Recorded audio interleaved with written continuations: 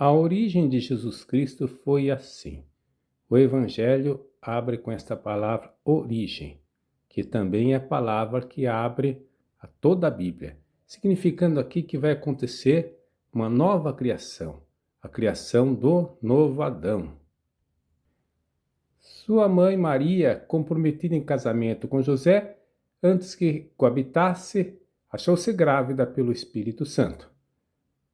O casamento naquela época era feito em duas etapas: noivado e consumação.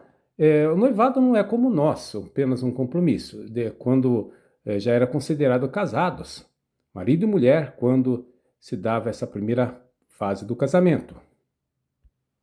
O texto diz que ela ficou grávida antes de coabitarem pela ação do Espírito Santo, notando duas coisas importantes: que Jesus não é filho biológico de São José, mas ele é.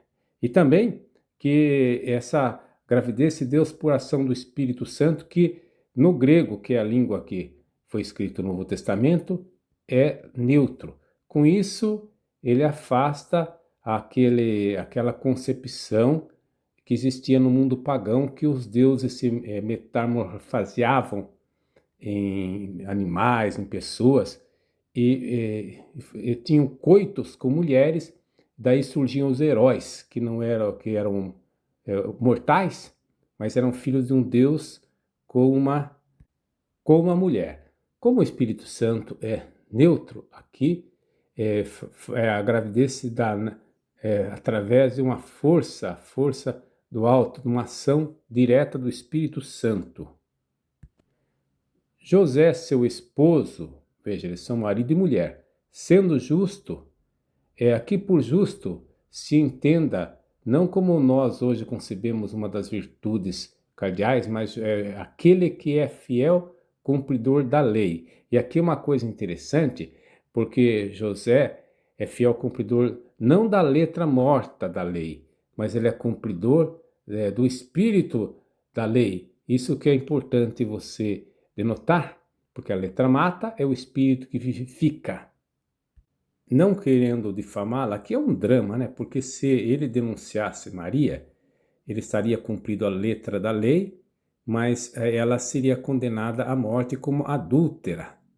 Mas aqui diz que ele resolveu repudiá-la em segredo. O divórcio naquela época era bastante simples. Bastava o homem escrever uma carta de repúdio e tudo se resolvia.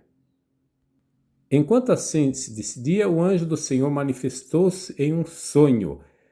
Aqui estamos diante também da anunciação a São José. Diferente da anunciação a Maria, onde o anjo Gabriel interage com ela, aqui é através, vamos dizer assim, de uma manifestação em um sonho.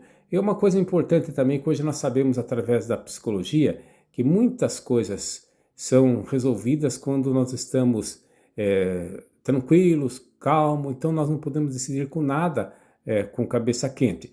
É o caso aqui que São José faz. Vai descansar com calma até que ele tenha uma real amplitude da decisão que ele deve tomar. Cientistas também, filósofos, resolveram problemas sérios quando estavam dormindo. Einstein elaborou a solução para a teoria da relatividade num sonho que ele teve, que estava andando de moto. O profeta já dizia que é na calma e na tranquilidade que reside a nossa força. O anjo esclarece as coisas. Diz que o que foi gerado nela vem do Espírito Santo e fala que ela dará à luz a um filho e ele deverá ser chamado Jesus, que é um nome em hebraico muito importante, porque Yeshua significa Deus salva. E aqui existe um trocadilho, porque ele salvará o seu povo dos seus pecados. Já no nome já está embutido a missão desta criança. E tudo isso acontece para cumprir a profecia que diz: eis que a Virgem conceberá e dará à luz um filho que se chamará Emanuel. Aqui estamos diante da linha mestra de toda a composição do Evangelho de Mateus. E você sabe que já no Antigo Testamento existe a expressão de que Deus está no meio do povo, mas era uma presença simbólica. Aqui não. O Emmanuel vai interagir conosco, vai comer conosco, vai andar conosco, vai ser um Deus de fato presente.